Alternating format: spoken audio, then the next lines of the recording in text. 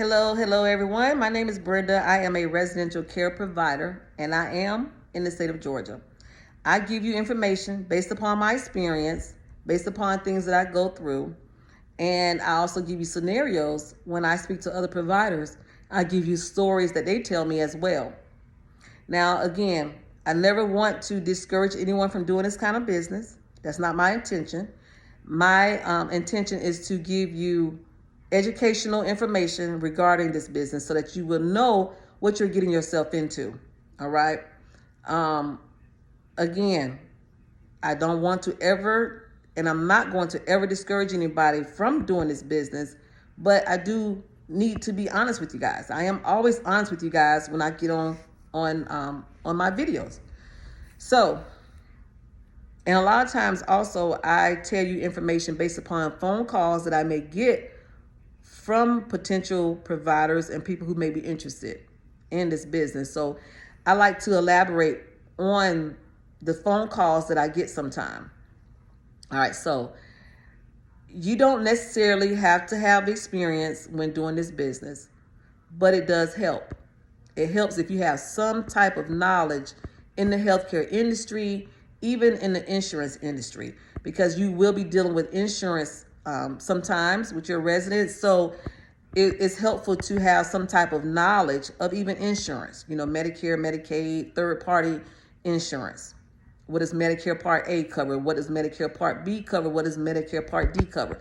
So just kind of like having a little bit of knowledge of that as well. So that's why I say having some knowledge in insurance is helpful too. Another thing is when you keep your own family member, a mother, a father, a grandfather, or whoever, if they are a family member, it's a little different. Yeah, the care may be the same because you know how to take care of people, but there's more to it than just caring for an individual. All right. So I had healthcare experience before I started. I had insurance experience before I started this business. I also worked in the school system with special needs children. So I had that experience dealing with people with disabilities. All right. I've had my own parents that I helped take care of. So yes, I had that experience. I had that knowledge. I even had some of the terminology that is used in the healthcare fields. I also worked in the hospitals. I worked in the hospital in the emergency room for 5 years. I worked in outpatient at the hospital. So I had the knowledge of transcribing orders and knowing the terminology of the different types of labs. So I had that healthcare background. All right. Now, when you're in this business, and like I said, everything don't pertain to everybody because it depends on your clientele, depends on the demographics. But for me, I deal with the elderly. I deal with the disabled. Okay, I deal with the mental health. So all of those are wrapped up into one that I deal with, okay?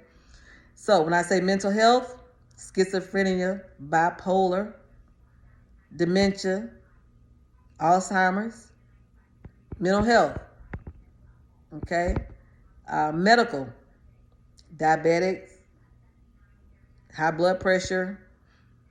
What do you do if you have somebody that's a diabetic and their blood sugar is low? When I say low, under 60, I'm sorry. If their readings is under 60, what do you do? If they have high blood sugar, if it's over 160, what do you do? Excuse me, guys. How do you handle it?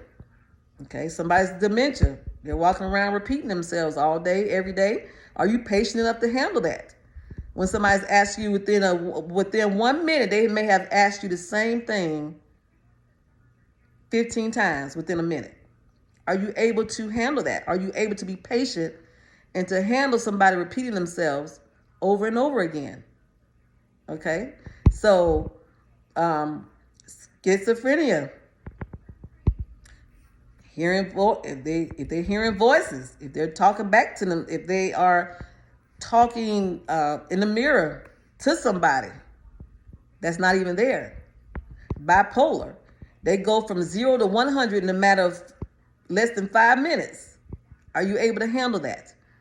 Okay, so depends on your clientele.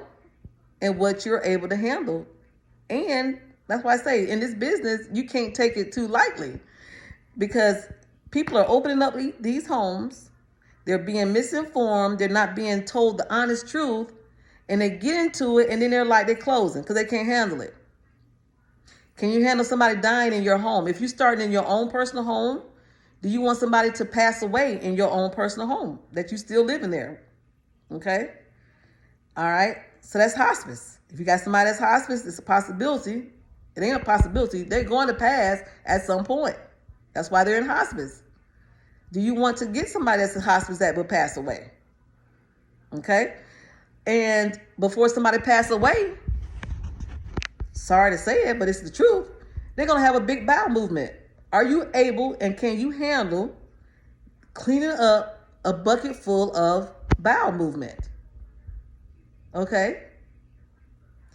Some people, if they have COPD, and they are on a oxygen concentrator, that oxygen concentrator may be running 24 hours.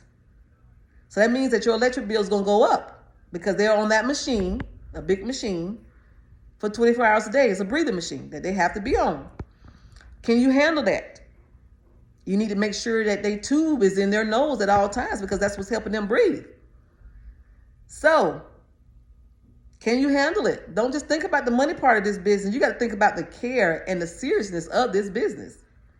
So when people call me, or when I see people opening up these homes so quickly with no experience because they want to get into it because of the real estate part of it, it's a lot more to it than just the real estate part of it. You got to really take care of these people and do what's right, okay? Because it's serious.